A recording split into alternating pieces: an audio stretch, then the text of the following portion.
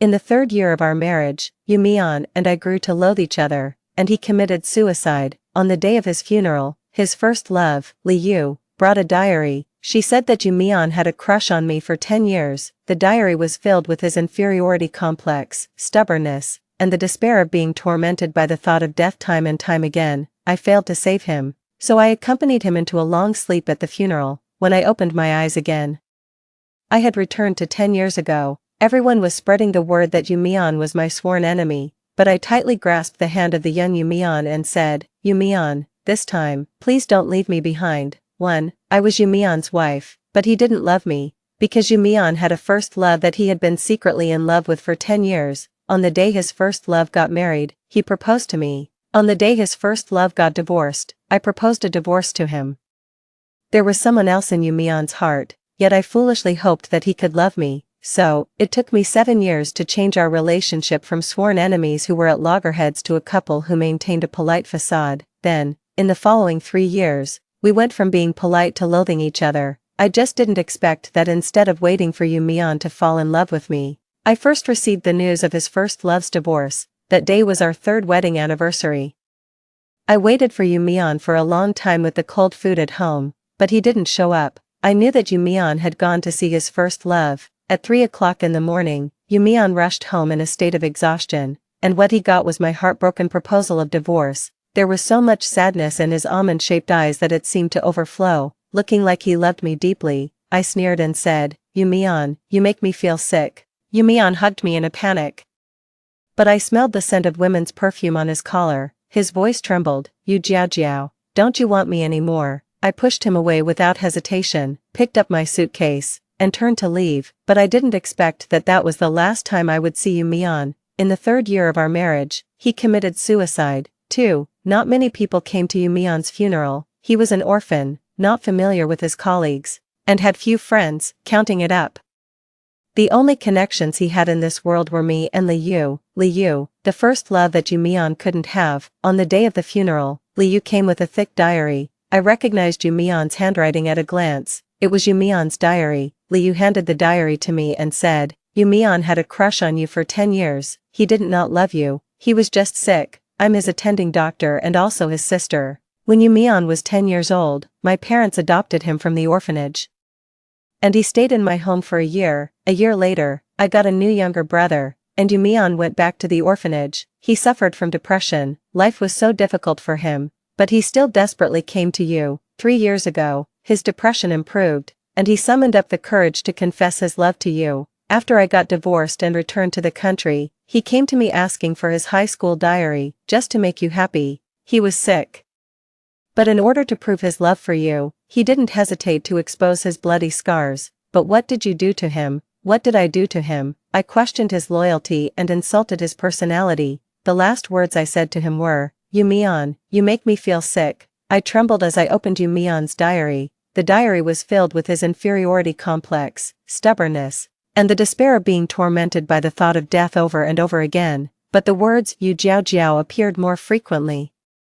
Tears blurred my eyes, and the memories became clear. I suddenly remembered the day he proposed. Yumian held a large bouquet of roses and smiled shyly. He asked solemnly, "You Jiao, would you consider being with me?" I had lost someone who loved me deeply. The morning hall became empty. Liu had left. I hugged Yumian's diary and curled up beside his coffin. I failed to save him, so I accompanied him into a long sleep at the funeral. I don't know how long it had passed, but I was awakened by a commotion. When I opened my eyes again, I had returned to 10 years ago. Before the monthly exam, a transfer student came to our class. As soon as he came, he snatched the first place in the grade from me. The transfer student's name was Yumian. After the monthly exam, the head teacher arranged for me to be Yumian's deskmate, but I publicly refused without giving any face. Everyone was spreading the word that Yumian was my sworn enemy. The head teacher's face turned terrible looking, and just before she was about to lose her temper, I finally woke up from my memories. Yumian pursed his lips, and his beautiful almond-shaped eyes were covered by his long eyelashes, making it impossible to see his emotions. He walked straight to the empty seat in the corner, but I suddenly stood up and tightly grasped the young Yumian's hand. My bad friend Jiang Yanli thought I was so angry that I was going to beat Yumian. He gasped in fright and was about to rush up to pull me away. the discussions among the classmates came one after another. Are they going to fight? They really are sworn enemies who can't stand each other. Yu Mian is as thin as a piece of paper. Can he withstand a punch from the strong girl Yu Jiaojiao? Is it necessary? Yu Jiaojiao publicly humiliated Yu Mian. Isn't she over her anger yet? The head teacher frowned and was about to speak, but I preempted her and said, I was wrong just now. I want to sit with Yu Mian. Yu Mian suddenly lowered his head and stared at me. His almond-shaped eyes widened like a cat's, full of disbelief. The head teacher asked doubtfully, Yu Jiaojiao, do you really want to be Yu Mian's deskmate? I nodded sincerely. After making some promises, I finally sat beside Yu Mian as I wished. He obediently tidied up his textbooks and lifted his eyelids to carefully glance at me several times. He thought he had concealed it well and that I couldn't see it. In fact, he had concealed it well. After all, in my previous life, I had never noticed Yu Mian's gaze on me. I took the initiative to speak. Hello, I'm Yu Jiaojiao. The tips of Yu Mian's ears instantly turned red. He nervously clenched the hem of his school uniform and was so flustered that he couldn't say anything. This was the lively, beautiful, and 17-year-old Yu Mian. I actually felt so sad that I wanted to cry, but I forced a smile and said, I know you. Your name is Yu Mian. Yu Mian.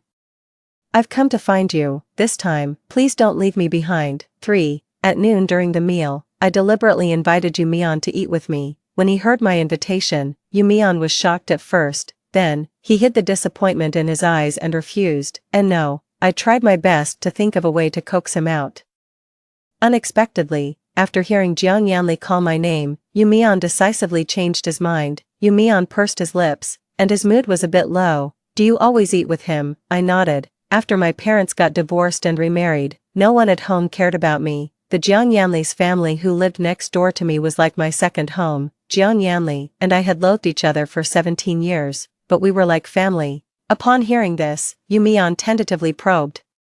Like a kitten cautiously sticking its head out. Can my previous answer not count? I want to eat with you. I was extremely happy. In Jiang Yanli's surprised gaze, I took Yu Mian to the restaurant opened by Aunt Jiang outside the school, using the excuse that Yu Mian just transferred here and hasn't got his student card yet. I coaxed Yu Mian to sit down obediently, then I pulled the stunned Jiang Yanli away in a hurry. Jiang Yanli looked at me with a complicated expression. Yu Jiaojiao. Don't tell me you've taken a fancy to Yu Mian. I pulled out a warning smile. Just cooperate with me to pursue him. Don't tease him. Yu Mian gets shy easily. Jiang Yanli. I ignored him and ordered the food before going back to find Yu Mian. When Yu Mian saw me coming back, he was like a kitten that had found its home. The unease on his face showed. I can't. I knew what he meant. After being sent back to the orphanage by Li Yu's parents, Yu Mian had a hard life. Yu Mian's current grandmother adopted him, but she left him when Yu Mian was 16 years old. Except for a small house in the depths of a remote alley, Yu Mian had nothing. Our school brought him here by promising to waive Yu Mian's tuition and living expenses. I smiled cunningly. Jiang Yanli is treating us. We might as well eat it for free. Yu Mian looked up in a daze. Jiang Yanli, yeah, I made up a story on the spot. I helped Jiang Yanli mark the key points for the exam. And he promised to cover my 3 meals this semester. Yu Mian's almond-shaped eyes widened. Then I'll also help classmate Jiang mark the key points next time. Let's talk about it later, I mumbled in response. When Jiang Yanli came back, the dishes had all been served. I watched as Yu Mian thanked him with a smile and then obediently ate the food. I kept picking up food for Yu Mian with the serving chopsticks. Yu Jiaojiao, you eat too. Yu Mian looked at me like a startled fawn. Actually, I can't eat that much. I looked at his thin figure, and my heart ached. I was so sad that I could hardly hold back my grief. I wanted to ask Yu Mian if he still couldn't sleep all night. When his depression flared up, could he still not see anything? Would he still be in so much pain that he couldn't help but cry? In my previous life, when Yu Mian and I had an argument because of Li Yu's divorce, I moved out of the bedroom in a fit of anger and locked myself in the guest room on countless nights. I heard the sound of a pencil rubbing against paper coming from the next room. Later, I unilaterally started a cold war with Yu Mian, leaving early and coming back late every day and ignoring Yu Mian's hesitant gaze. If it wasn't for that night when I drank with clients for business and almost had a stomach hemorrhage and was dragged home by the furious Jiang Yanli, I would never have seen what Yu Mian looked like when he was sick. The room was brightly lit, but he couldn't see. When he heard the sound of me coming back, Yu Mian instinctively got up to pick me up, but he froze in place when he heard Jiang Yanli's worried voice. Yu Mian groped and grabbed my hand, and tears streamed down his face. Jiang Yanli sensed something was wrong and left on his own. The sound of the door closing rang out. Yu Mian heaved a sigh of relief, but he still tightly grasped my hand. I know there's someone else in your heart, but I'll be good. I'll be even better in the future. Please don't abandon me. My mind was muddled by the alcohol, but I was so angry at Yu Mian's words that I laughed. I stared at him coldly. What right do you have to ask me this? Yu Mian, you clearly care so much about Li Yu. Why are you pretending to be wronged? Am I just a substitute? Why are you treating me like this? I don't remember Yu Mian's reaction when he heard those words. And I can't even imagine what kind of emotions he had while listening to me question his love for me as I blurted out the truth after getting drunk. If it weren't for those pieces of paper stained with tears, there would be no evidence to prove that this person had cried silently in the dark night because of the boundless darkness and unbearable pain. Now that I think about it, the signs of Yu Mian's illness were so obvious, but in my previous life, I forcefully ignored those signs because I stubbornly believed that Yu Mian didn't love me. Clearly, in places I didn't know about, Yu Mian struggled to avoid being swallowed up by the darkness, but he couldn't make a sound. Yu Mian, even when he cried, did it silently. I had so many questions I wanted to ask, but they all got stuck in my throat and I couldn't speak. I could only force myself to hold back the surging tears in my eyes and keep picking up food for Yu Mian. Yu Mian sensed something was wrong and wanted to speak, but he was interrupted by Jiang Yanli's puzzled voice. Jiang Yanli gloated and said, Yo, Yu Mian, your first love is also transferring to our class. He flipped through the posts on the forum. Her name is Li Yu. She's really beautiful. When he saw me looking at him, Jiang Yanli said seriously, Yu Jiao, your rival in love really doesn't seem ordinary. I stuffed a drumstick into Jiang Yanli's chattering mouth and said to Yu Mian in a flustered voice. The chopsticks in Yu Mian's hand dropped with a thud, his long eyelashes fluttered, and he asked word by word, Li Yu, my first love. He looked at me, your rival in love. 4. I propped my face up with one hand and watched Yu Mian, who was eating the cake obediently. Time went back to an hour ago. I vaguely coaxed Yu Mian to finish his meal, asked Jiang Yanli to send him back to the dormitory, and then ran to buy a cake. When I climbed over the wall with the small cake and was about to knock on the window of Yu Mian's dormitory, I met Yu Mian's surprised gaze. I quickly entered the room and pushed the cake to Yu Mian's hand. Yu Mian pursed his lips and reluctantly took his eyes off the cake. Thank you, but the school informed that a teacher will come to check the dormitory. I knew Yu Mian too well. He still couldn't properly accept the kindness from others, or maybe, in his 17-year life, few people had shown kindness to him. When I didn't say anything, Yu Mian thought I was angry. He sat on the chair and carefully lifted his eyelids to look at me. I didn't mean to drive you away. After a while, he blushed with anxiety but still couldn't say anything. Finally, he almost mumbled in despair. Don't be so good to me. What should I do if I get used to it? The 27-year-old Yu Mian couldn't learn to be calm, but the 17-year-old Yu Mian was surprisingly easy to understand. Love, hate, anger, and infatuation were all reflected in his almond-shaped eyes, shimmering with light. I pouted and whined. I queued up for a long time to get this. Don't you really want to try it? Yu Mian blinked in a flustered way, and his expression softened a bit. I still looked at him pitifully and didn't move. Finally, Yu Mian compromised.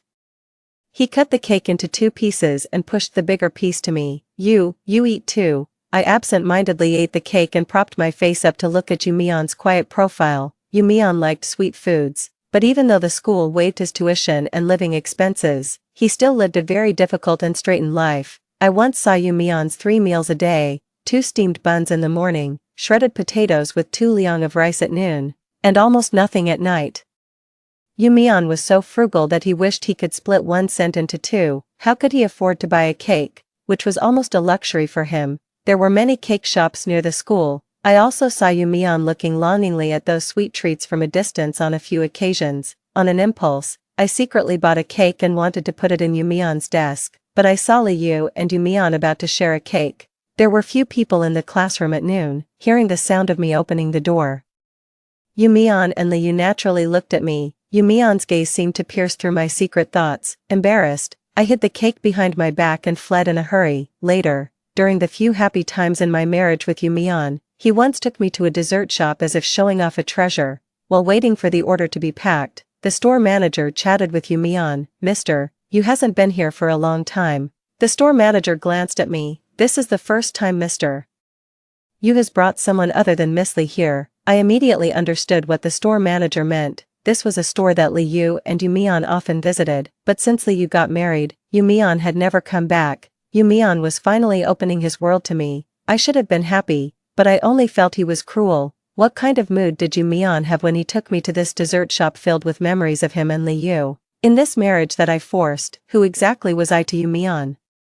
A wife, or a substitute? The moment when I fled with the cake at the age of 17 flashed before my eyes. I broke free from Yu Mian's hand and fled again, like a clown who had finally ended a one-man show. I left Yu Mian alone in the dessert shop. After that day, the relationship between Yu Mian and me, which had been somewhat close, became polite again. Even our interactions carried a cautious and ingratiating tone. When Yu Mian took the last bite of the cake, I came back to my senses from the memories. I skillfully grabbed a piece of paper and wiped the cream from the corner of Yu Mian's mouth. Like a startled cat, Yu Mian's body stiffened, and he stammered, "You jiao jiao." Seeing that I didn't respond, Yu Mian shyly lifted his eyelids, and there was a hint of joy in his almond-shaped eyes. He was like a cat that had soothed its own ruffled fur and was exposing its soft belly to act coquettishly. I reached out again and wiped the non-existent cream from the corner of Yu Mian's mouth. When Yu Mian let down his guard, I suddenly said, what Jiang Yanli said at noon meant exactly that. The tips of Yu Mian's fingers gripping the cake fork turned pale nervously. "What?" I looked at Yu Mian and said, "Yu Mian, I like you, and I want to pursue you." Seeing Yu Mian's ears turn red with shyness, I continued to tease him. "So, what do you think? Can I pursue you?"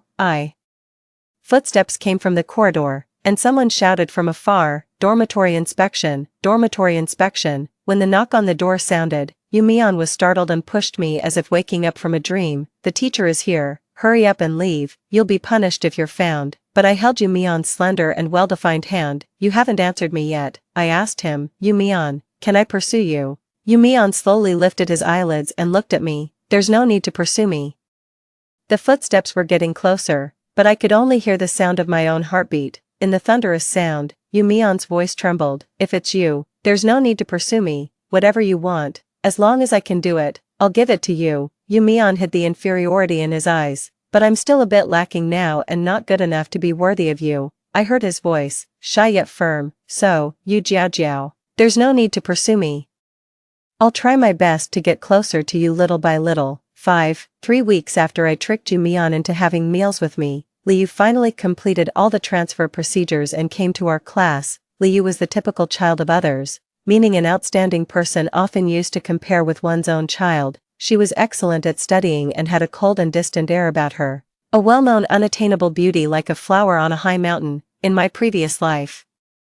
This unattainable beauty showed a bit of tenderness only to Yu Mian. I had seen Yu Mian smile at Li Yu with a gentle expression that I had never seen before countless times, which made me even more certain that Yu Mian liked Li Yu. But this time, perhaps because of my rebirth, the situation had changed a lot. Li Yu and Yu Mian hardly interacted, just like ordinary classmates. Even so, it couldn't stop everyone's gossipy eyes. The story of the poor and beautiful top student secretly in love with the well-known unattainable beauty became a topic of conversation during everyone's leisure time. Even during breaks, some people would pass by the classroom window out of curiosity, and Yu Mian seemed to notice these gazes. He casually pulled over the Chinese test paper and softly explained an appreciation question to me. I had always known that Yu Mian was a bit self-conscious. Since he accepted my kindness of improving his 3 meals every day, he always wanted to give something in return. I didn't want Yu Mian to take the test paper to Jiang Yanli, so I justifiably tricked him into helping me. I was always straightforward and couldn't figure out the twists and turns in Chinese appreciation. God knew how those words, when combined together, could change their meaning just by adding a comma. What was there to appreciate? I always believed that things would work out in the end, but Yu Mian took it seriously. He carefully made a study plan for me and earnestly urged me to finish it on time. Whenever I felt overwhelmed and wanted to give up, Yu Mian would look at me with a persistent and pleading gaze. For example, at this moment, I stared at Yu Mian's profile and lost my mind. Under such a gaze, the tips of Yu Mian's ears turned red little by little, and even his fair neck was tinged with a light red color. I held back my laughter and looked out the window. but Yumian quietly reached out and hooked his finger into my sleeve. Why don't you look at me? I turned back. Aren't you shy? Yumian pursed his lips, moved forward a bit, and blocked my view of the outside. You Jiao Jiao, don't look at them, I drawled and started teasing him. Don't look at them, but you get shy when I look at you. If I look at you a few more times, you'll. Yumian's fingertips curled slightly. You can look at me. He slowly leaned closer, and I could almost smell the clean scent on him. As our breaths intertwined, Yumian suddenly pulled the test paper over. I'll let you look at me after I finish explaining this question. I suddenly came back to my senses. Wait, who taught Yumian this trick? When did he learn to use seduction? When Yumian finished the last syllable, the class monitor and the art committee member finally arrived.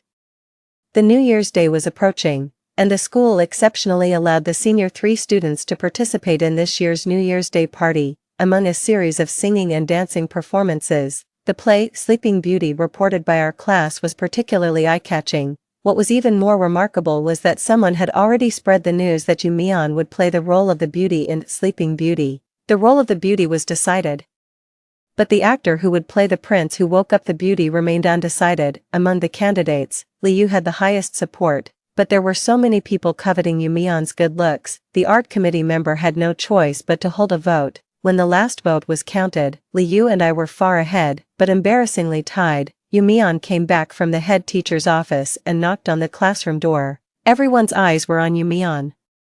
The art committee member blinked and smiled. Here comes the beauty. Why don't we let the beauty decide who will play the prince? Amidst the cheering, Yumian was pushed onto the podium by the class monitor with a confused look on his face. Yumian, there's a kissing scene, choose carefully, come on, first love and sworn enemy. Any fool knows who to choose. By the way, doesn't anyone think the love-hate drama between sworn enemies is also very exciting? Among the cheering, Jiang Yanli's lazy voice was particularly noticeable. Jiao Jiao, I think Yumian will definitely choose Liu. He tapped the card for the role of the queen in his hand. Out of pity for you, I'll reluctantly take you in. Come and be my king. I elbowed him to shut him up. Stop being glib, get lost. Jiang Yanli hissed in pain and whispered in my ear with a wronged look. You've been pursuing Yumian for almost a month, but there's no progress between you two. Why are you so persistent? The art committee member coughed lightly and tried to calm down the excited crowd. Yumian, make your choice quickly. Everyone's attention returned to Yumian. Even Liu, who had shown no interest before, raised her head indifferently and looked at Yumian with a hint of curiosity. Under the gaze of everyone, Yumian glanced at me and Jiang Yanli. I immediately pushed Jiang Yanli away and gave him a warning look to stop causing trouble. Yumian turned to the blackboard, and his fingertips holding the chalk slowly lifted. I suddenly remembered that in my previous life, the relationship between Yumian and me had also improved for a while, but after the New Year's Day performance, Yumian and I completely fell out and solidified our reputation as sworn enemies. Since then, Yumian disappeared from my life for 2 full years, and at that time, I didn't participate in the election for the role of the prince at all. And Liu naturally became the prince who woke up Yumian. 6. Among all the names, Yumian directly found the name Yu Jiao Jiao and wrote firmly. The originally noisy classroom suddenly fell silent. Someone who loved to stir up trouble said, Yumian, if Yu Jiao Jiao threatened you, just blink. Yumian's face turned cold, and his almond-shaped eyes stubbornly widened. Not blinking at all. Yu Jiao Jiao didn't threaten me. It was quite intimidating for someone who was always good-tempered to suddenly look cold. The person who was jeered awkwardly fell silent. Aren't they sworn enemies? Why is he protecting her after just one word? Even after Yumian sat down next to me, he still kept his lips tightly pursed, looking stubborn. I poked his shoulder amusedly. Is there a pufferfish sitting next to me? Yumian held my fingertips. Don't be Jiang Yanli's king. So you heard that? Yumian looked a bit wronged, his eyes glistening like a kitten worried about being abandoned. Yeah, I leaned closer and whispered, I won't be his king. I'll only be with you. Yumian looked up happily, his eyes shining brightly. Okay. He still held my fingers tightly. After a while, Yumian said slowly, Sister Yu was once my family. She's a very nice person, but my feelings for her aren't the kind of love they mentioned. I deliberately teased him. Then who do you have that kind of love for? Yumian didn't answer, just looked at me with his almond-shaped eyes filled with a hint of moisture. Just when I thought I wouldn't get an answer, I heard Yumian say softly, It's for you Jiao Jiao. Before I could react, he pulled out the test paper pressed on my desk. His ears were burning red, but he still pretended to be calm and continued to explain the questions to me. That test paper was explained by Yu Mian question by question persistently and finally served its purpose a week before New Year's Day. In the empty dance studio of the auditorium, I was flipping through the script boredly. During lunchtime, most people had left. Yu Mian rushed over in a hurry, his breath a bit unsteady. Have you been waiting long? The Senior 3 curriculum was tight, and only one day was set aside for us to rehearse, unfortunately.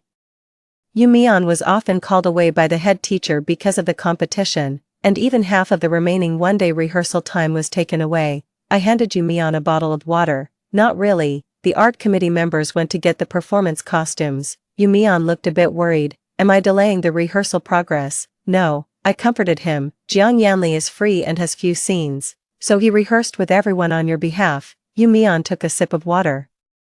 Did Jiang Yanli replace me for my scenes? He lifted his eyelids and tentatively asked, suppressing the unhappiness in his eyes. What about the part where the prince kisses the princess? Yu Mian's voice trailed off. I stood on tiptoe, pulled down Yu Mian's neck, covered his lips with my hand, and kissed the back of my hand. No, we didn't rehearse that part. Yu Mian's long eyelashes trembled, and he stared at me blankly as if frozen.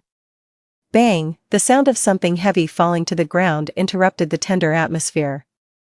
Jiang Yanli hurriedly picked up the water bottle that rolled on the ground. I came to tell you to go and try on the costumes. I desperately signaled Jiang Yanli with my eyes, but he stood there like a statue, staring straight at me as if he couldn't see my signals. Where did Jiang Yanli's usual cleverness go? I had no choice but to pull Yu Mian out under Jiang Yanli's intense gaze. As I passed by Jiang Yanli, he grabbed my wrist. Jiang Yanli's eyes looked a bit gloomy. What you just did? He held my wrist so tightly that I couldn't break free. Sensing Yu Mian's gaze, I had to ask Yu Mian to go to the backstage of the auditorium to meet the others first. The atmosphere fell silent again. I asked Jiang Yanli seriously, the teacher from the logistics department that Aunt Jiang knows, can you introduce me to him? 7. In my previous life, no, one middle school topped the local Weibo list on New Year's Day. A Senior 3 student deliberately set fire backstage at the New Year's Day party due to excessive pressure. When it was discovered, the fire had spread through most of the auditorium. In that fire, 3 people were seriously injured, 15 were slightly injured, and countless others were severely frightened. Before the New Year's Day party started, I had someone keep an eye on the classmate who set the fire in the previous life and also talked to the logistics teacher about the fire safety facilities in the old campus, but I didn't expect that even though I tried my best to prevent it, the fire still happened. Due to the aging of the electrical wires, the control room backstage of the auditorium suddenly caught fire. The fire spread rapidly, easily making the air in the restroom hot and stuffy. When I came out of the changing room, the air around me became scorching hot, and thick smoke rushed into my nostrils. I immediately wet a towel with mineral water and covered my mouth. Unexpectedly, I met Li Yu's gaze as she came out of the adjacent changing room. Li Yu and I retracted our gazes at the same time and walked towards the direction of the safety escape route. All the way, there were students who were scared by the fire and rushed towards the escape route. Li Yu and I walked at the end of the line, carefully moving forward amidst the pushing and shoving of the crowd. Bang! There was a sound of someone falling behind us, and Li Yu tripped. I quickly turned around and helped her up. The visibility around us decreased, and Li Yu's foot was severely sprained. I struggled to support her and walked towards the escape route. However, there were so many things piled up in the lounge backstage of the auditorium that as soon as we took a few steps, I tripped over the sundries on the ground.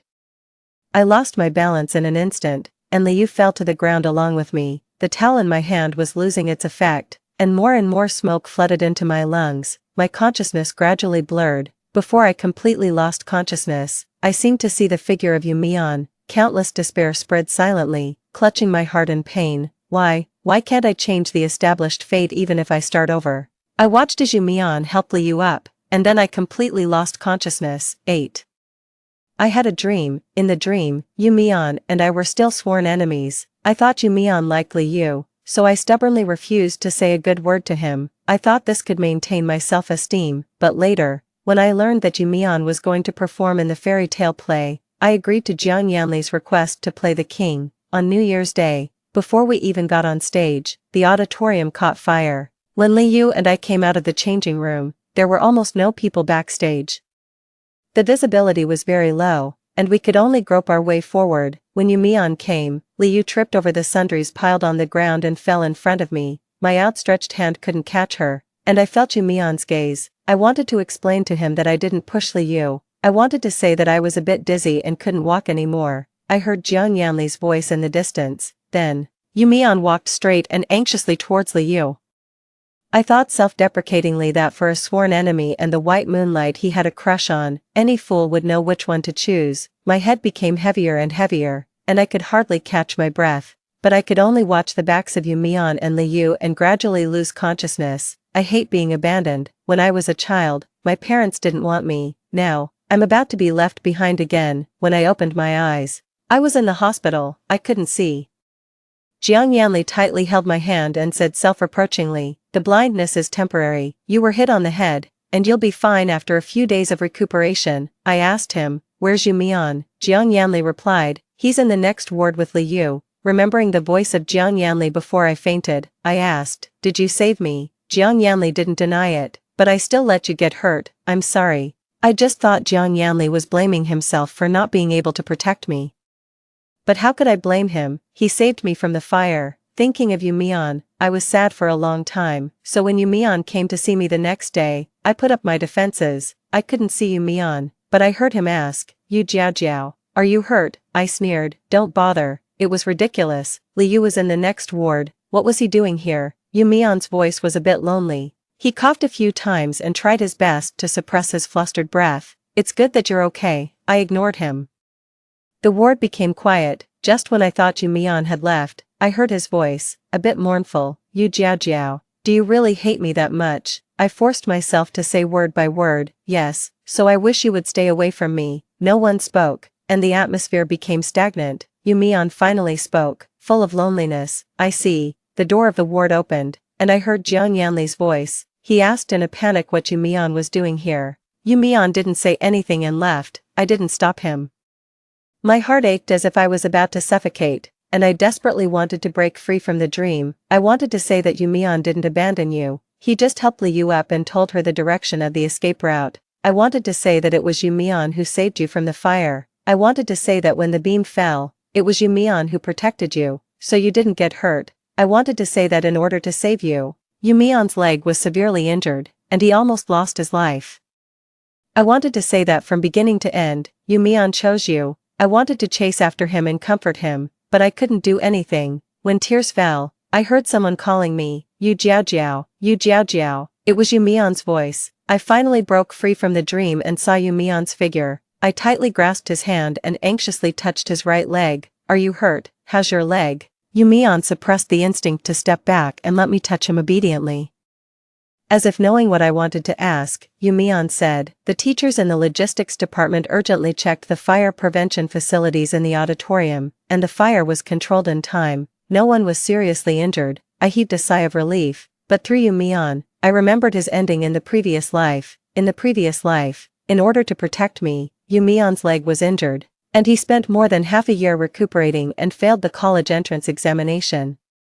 In order to go to the same university as me, Yu Mian repeated a year of study. That's why Yu Mian disappeared from my life for 2 years. I said I didn't want to see him, and Yu Mian stupidly, self-consciously, and cautiously hid himself. He was sick but didn't want me to know. It was only when he thought he was good enough to be with me that he mustered up the courage to approach me. How could there be such a stupid person? I couldn't hold back the tears in my eyes and hugged Yu Mian. Burying my head against his waist, in a blur of tears, someone carefully wiped away my tears. I said to him, "Yu Mian, you saved me. I want to promise myself to you. Don't go back on your word." The thin and slender teenager was stunned and smiled gently. "Okay, I won't renege on my promise." The sun was shining brightly outside the window, but I suddenly remembered Yu Mian's diary at the funeral. I saw his suffering, his low self-esteem, his stubbornness, and his despair that was tortured by the will to die over and over again. But at the end of the diary, he wrote, "Sister Xiaoya always says I'm stupid and asks me why I would go this far for Yu Jiao, but she doesn't know that in my not-so-long teenage years, I never really got anything, only Yu Jiao. She is the kind, beautiful, and sincere person I've been looking for. I never regret the decision I made, but occasionally I also think with regret that if I could go back to the day I met Yu Jiao again, would I be brave enough to take the initiative and ask her? I want to ask, Yu Jiajiao. Hello, my name is Yu Mian, can I be your deskmate? I prayed like this. So, on the day I held Yu Mian's diary and accompanied him into a long sleep, when I opened my eyes, I went back 10 years ago. I held back the surging tears and took the initiative to greet him. I said, I know you, your name is Yu Mian. End of the main text. Extra, Yu Mian's diary, April 15th, heavy rain. When Uncle Lee sent me back to the Welfare Institute, the director was very unhappy. There wasn't much money in the institute, and the director didn't like me. Jinxie, you were born with a lowly life. The director said this to me with deep disgust in his eyes. I blinked and desperately held back the urge to cry. Maybe it's because I'm not good enough. So the director didn't like me, and neither did Uncle Lee. June 1st, cloudy. I was left at the gate of the Welfare Institute on Children's Day. This is the 14th year I've been in the Welfare Institute. Passing by a dessert shop near No. 1 middle school, I saw Uncle Lee's family. They were choosing a birthday cake for my younger brother. Sister Xiaoya saw me and smiled at me quietly, wanting to give me a small piece of the cake, but Uncle Lee noticed. He glared at me, and like avoiding something dirty, he dragged Sister Xiaoya away. January 1st, sunny.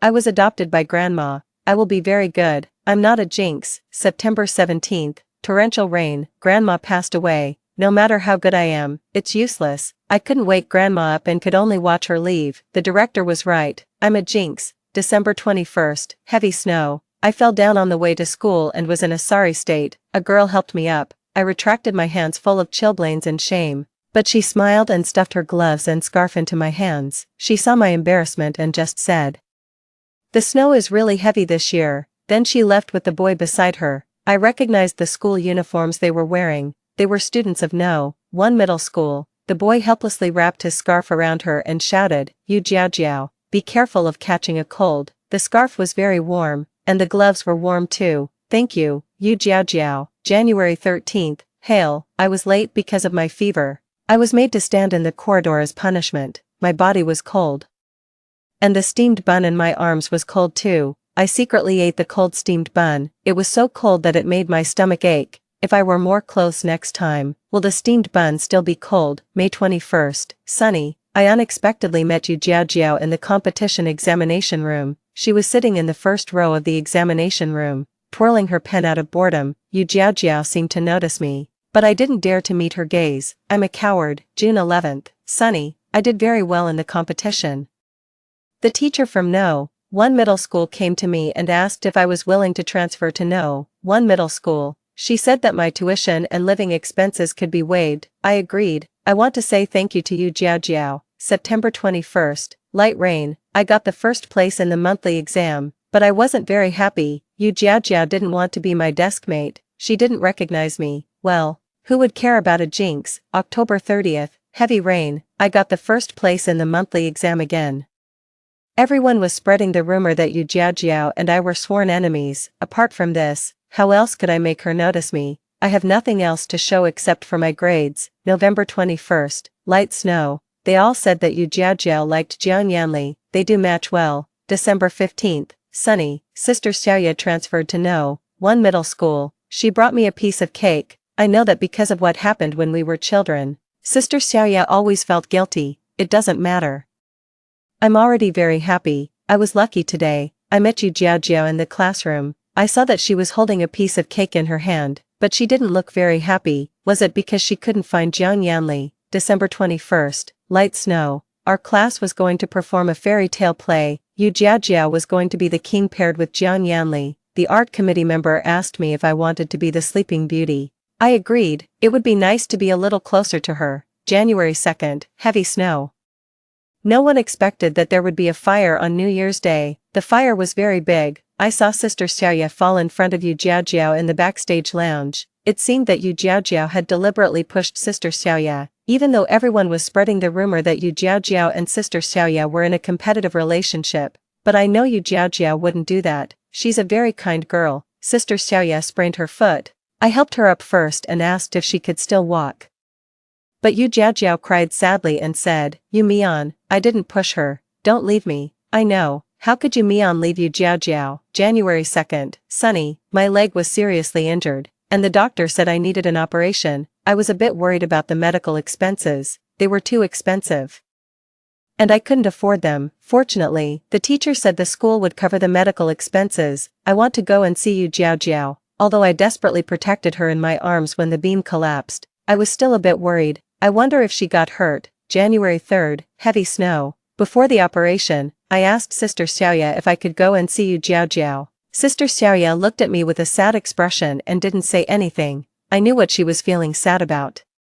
The doctor said my leg might not be able to return to its original state, but it doesn't matter, I don't care, as long as Yu Jiaojiao is safe. I went to see her. It turned out that she was in the next ward. She looked fine, but she refused to look at me. Yu Jiaojiao told me to stay away from her, and I could hear the disgust in her tone. She hated me again. Well, I didn't even have a healthy body now. When I left in a sorry state, I met Jiang Yanli. These days, it seemed that Jiang Yanli had been accompanying Yu Jiaojiao. They should be together. It's actually not bad. March 29th, light rain. The rehabilitation process is very difficult. The doctor advised me to recuperate well in the hospital. My grades have dropped significantly, and I'm already struggling to keep up with the school curriculum. May 17th, cloudy. I heard from Sister Xiaoya that Yu Jiaojiao got the first place in the grade. She's always been amazing. June 7th, sunny.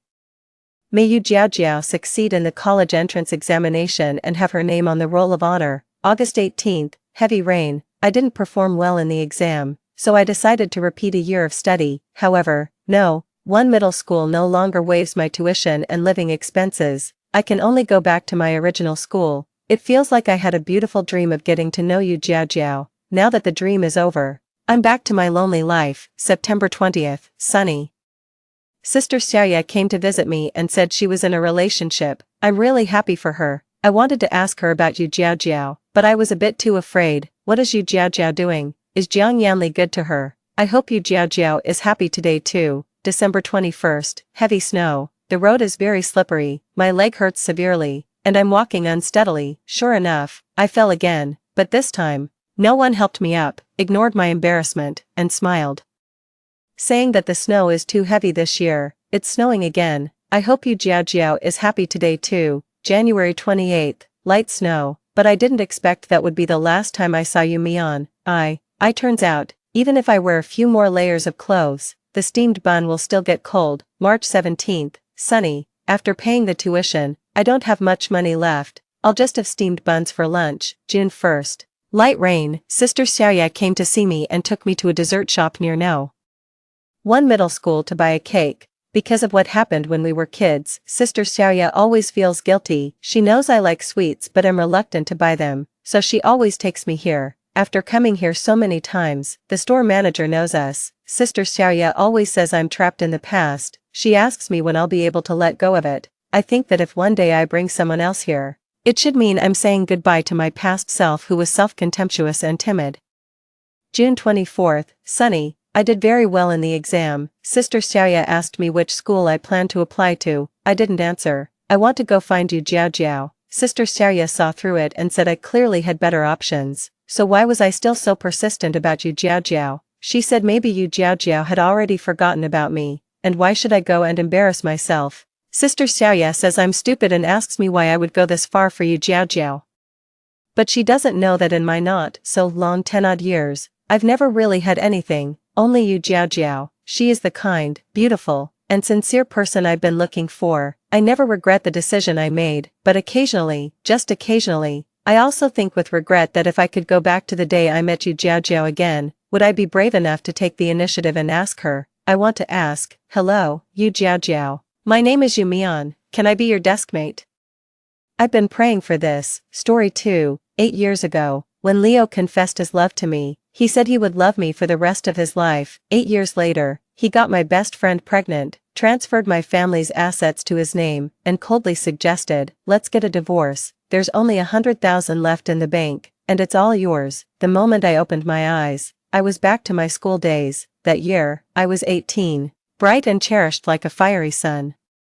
Leo was still the charming but impoverished school heartthrob. My friend Faye still played the victim, and Kevin, the secret child from Kevin's family who secretly adored me, had not yet taken his own life because of school bullying. I had another chance to start over. Let's get a divorce. There's only 100,000 left in the bank, and it's all yours. After 8 years of dating and 3 years of marriage, the man I loved most said this to me expressionlessly. Leo and I were high school classmates. He was the attractive poor boy, and I was the spoiled rich girl. I had a crush on him since high school, and on the night of our final exams, under the starry sky, he confessed his feelings to me. Jane, be with me. My heart raced with joy, my face flushed as I looked at him, and naturally, we ended up together. In our 5th year of dating, my father finally agreed to our marriage, saying, Jane, I haven't been in good health these past few years. I'm handing over the company management to both of you, along with the cash flow. Then, earlier this year, my father passed away. Leo became increasingly busy and eventually stopped coming home at night. A month ago, the company my father left us went bankrupt. Leo said that after liquidation, all we had left was $100,000, which he was leaving to me. Sign here, Jane. I stared at Leo's unfamiliar face, unable to imagine that over these past 8 years, he had once doted on me to the envy of others. He would massage me at night, hold me in the mornings, and never leave without a kiss goodbye. But now, his sharply defined face was utterly cold. Is it done, Leo? A familiar voice asked. I saw Faye walk in, my best friend since high school, who had been inseparable from me from the first year until now, had always been single until today. Her belly was slightly swollen, and I gasped, Faye, how could you? She touched her stomach, her face a mix of fear and frailty as she hid behind Leo. Jane, I'm sorry, it's Leo's child. I told him to not rush, but he couldn't wait. I didn't do it on purpose. He just loves me too much, couldn't help but care for me every night, and it just happened because it was so frequent. My heart felt dead as I looked at Leo. Leo frowned, meeting my utterly disappointed gaze. He wasn't happy, there was even a hint of irritation in his expression. He said to Faye, go outside, don't stress the baby. Reluctantly, Faye left, and as she closed the door, she flashed me a victorious smile. I turned to Leo. So, it has come to this. I finally understand that my family didn't go bankrupt. It was you who drained and transferred the assets, right? Leo remained silent. I smiled at him, and as I smiled, I cried. So these 8 years of affection were also a lie, Leo. You never loved me at all. Leo clenched his fists, silent. As I fell backward, Leo tried to catch me, but I pushed him away. His eyes were red as he called out to me, Jane, stop calling me. It makes me sick. I always thought I was the happiest. My mom died early, and it was just my dad and me. He loved me so much, and then, you were there to protect me. It turns out all of this was just a setup, Leo. These 8 years with you have been like a nightmare. If I could do it all over again, I wish you nothing but the worst. You and Faye, both of you despicable people, are doomed to reap what you sow. A sharp pain struck the back of my head, and I gradually lost consciousness. Leo screamed, Jane, Jane, Jane. I slowly opened my eyes to find myself fainting on the lawn, still clutching a cell phone. Through the phone, someone was calling me, a voice both strange and familiar. Jane, where are you? Did you faint again from low blood sugar? Dad's coming to find you.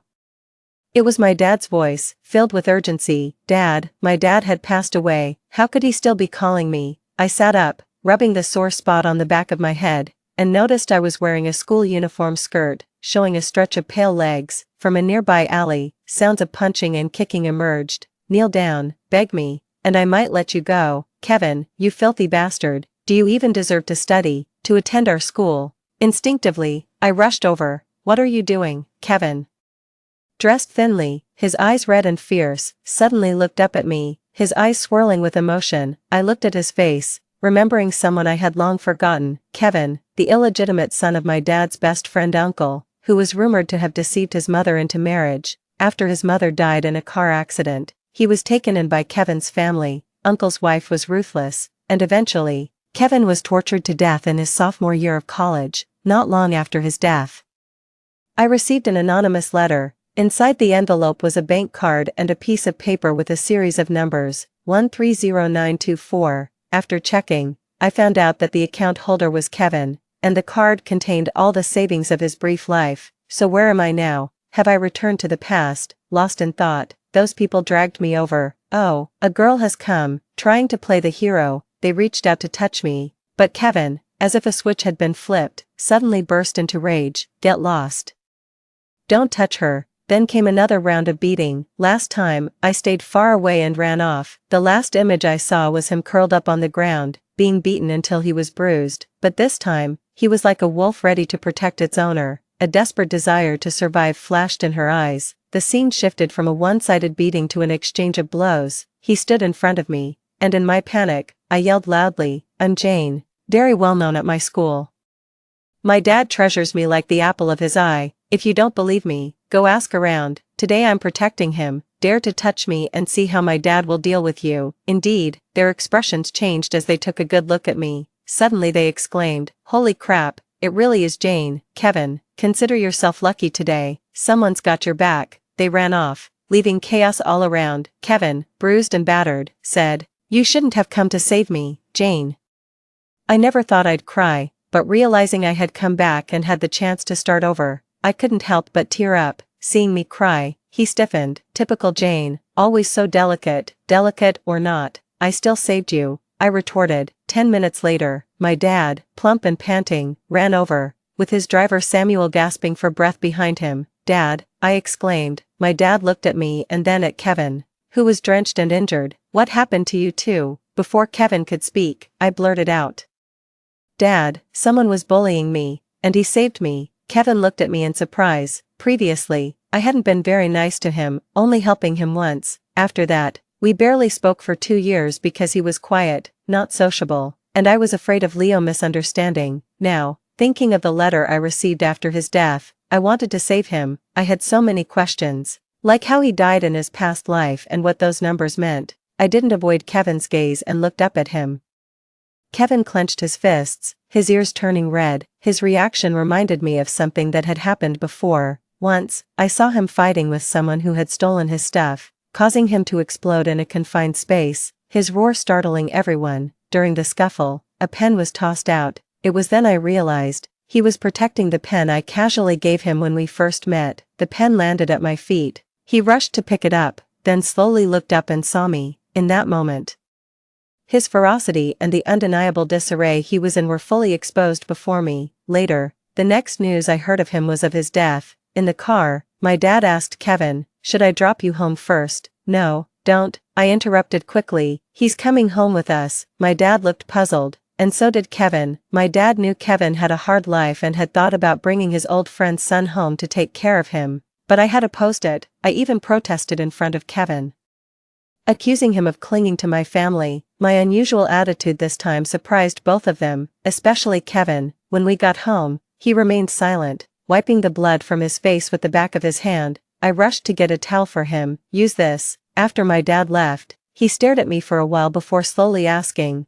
"Aren't you afraid I'll cling to you with all the help you're giving me now?" "What does it matter if he clings? Could he possibly be more ruthlessly ambitious than Leo? Besides, how bad could someone be if they've known me since junior high and would leave me their only savings after they die?" I had someone arrange for Kevin to stay in the room next to mine, and before going to bed, I intentionally walked past his door. Through the door, I asked him, "Kevin, 130924, what does this mean?" Suddenly, Kevin opened the door. "Jane, why are you helping me?" he asked, his tone dark and profound. I saw in his eyes the hidden troubles of his youth and an indescribable restraint.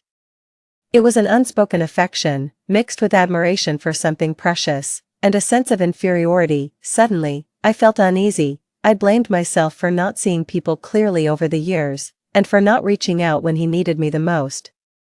"Jane," Kevin called out again. I snapped back to reality.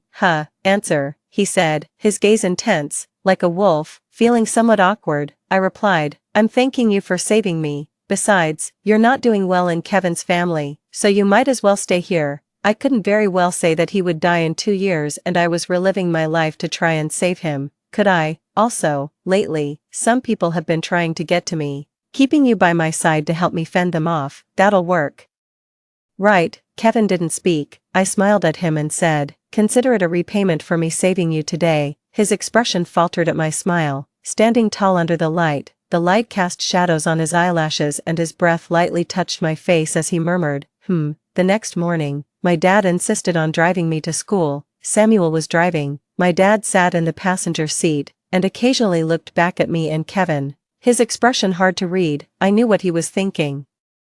I had changed so much, suddenly accepting Kevin, and my dad was worried about what was influencing me. Quietly, I said, "Dad, he can protect me." "Oh, okay," he replied, recalling last night's events with a worried look at Kevin. As Kevin got out of the car, he pursed his lips and looked back at my dad. Uncle, don't worry. Feeling that wasn't enough, he added quietly, if anything happens, I'll be in front of her. Finally, my dad sighed deeply. All right then. As I walked into the school with Kevin by my side, many people looked our way. Suddenly, someone rushed up from behind. Jane. Faye jogged up and affectionately took my hand. Why are you coming to class with this person? Faye's tone was guarded. I glanced at her and calmly brushed off her hand. Faye's face immediately changed, looking pitifully at me. Jane, I would never forget how, 8 years later, she hid behind Leo, boasting about how Leo couldn't help pampering her every night. Anxious for her to get pregnant, I hissed at her, don't touch me, Jane. Faye looked extremely aggrieved. Kevin noticed my unusual reaction and glanced down at me. He changed positions, walking beside me on my right. He subtly isolated Faye. It allowed me to catch my breath, smoothing over the uncontrollable emotions. I told myself silently, there's no rush. Changing my tone, I suddenly seemed more aggrieved than Faye. Sorry, Faye. I didn't mean to snap at you, I just didn't sleep well last night, and I think what you said earlier was really too much. Faye was immediately taken aback and quickly pretended to look pitiful. She wanted to draw the attention of others, to show off my so-called diva temper. But how could I let her have her way? Dealing with a manipulator requires outmaneuvering them at their own game. I asked her sadly. Kevin is our classmate, and also the son of my dad's good friend. As my desk mate, how could you be so opportunistic? You seem to disdain him so much in your words, Faye. This makes it really hard for me. Faye's expression cracked. She couldn't even maintain her frail smile. Her nose soured, and she looked at me, frustrated, seeing that I had no intention of helping her out. She muttered a hasty sorry and hurried off. After Faye left, I looked up to find Kevin watching me with a questioning look. Why did you say that just now? He suddenly asked me. Jane, is it because you dislike her?